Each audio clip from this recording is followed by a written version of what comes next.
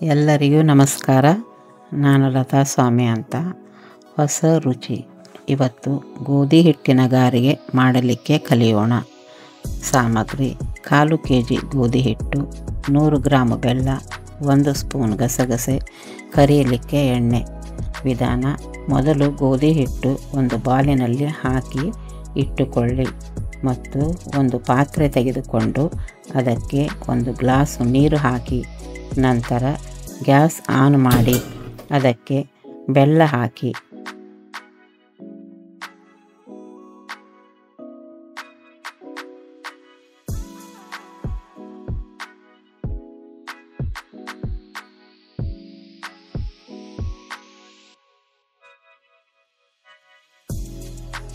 ಬೆಲ್ಲ ಕರಗಿದ ಮೇಲೆ ಆ ನೀರು ಮತ್ತೊಂದು ಪಾತ್ರೆಗೆ ಸೋಸಿಕೊಳ್ಳಿ. ಅದೇ ಬೆಲ್ಲದ ನೀರು ಮತ್ತೆ ಗ್ಯಾಸ್ ಮೇಲೆ ಇಟ್ಟುಕೊಳ್ಳಿ.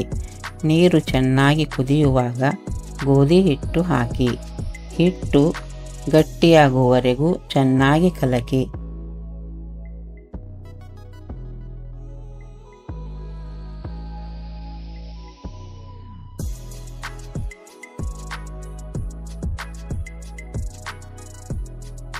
ಹಿಟ್ಟು ಮೃದುವಾಗಿ ಈ ತರಹ ಮೊದಲೇ ಮಾಡಿಟ್ಟುಕೊಳ್ಳಿ.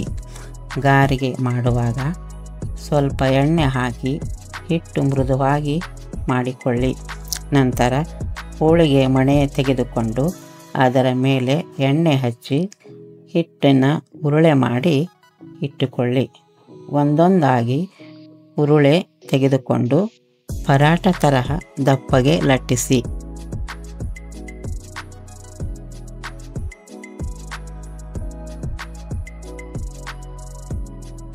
ನಂತರ ಡಬ್ಬಿಯ ಮುಚ್ಚಳವನ್ನು ತೆಗೆದುಕೊಂಡು ಒಂದೊಂದಾಗಿ ಕಟ್ಟು ಮಾಡಿ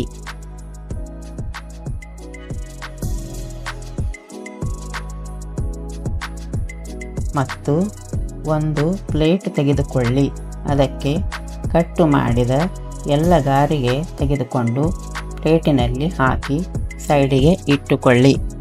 ಆನಂತರ ಗ್ಯಾಸ್ ಆನ್ ಮಾಡಿ ಗ್ಯಾಸಿನ ಮೇಲೆ ಬಾಣಲೆ ಇಟ್ಟು ಅದಕ್ಕೆ ಎಣ್ಣೆ ಹಾಕಿ 2 ನಿಮಿಷ ಬಿಟ್ಟು ಎಣ್ಣೆ ಕಾಯ್ದ ಮೇಲೆ ಒಂದೊಂದಾಗಿ ಗಾರಿಗೆ ಬಾಣಲೆಗೆ ಹಾಕಿ.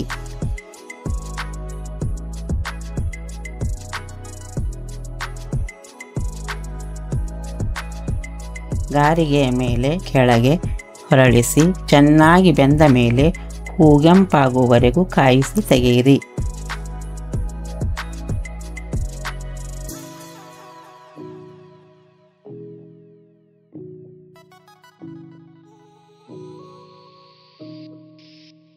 ಗಾರಿಗೆ ತೆಗೆದು ಒಂದು ಪಾತ್ರೆಗೆ ಹಾಕಿ ಗಸಗಸೆ ಹಾಕಿ ಅಲಂಕರಿಸಿ. ನೀವು ಮಾಡಿ ರುಚಿ ನೋಡಿ.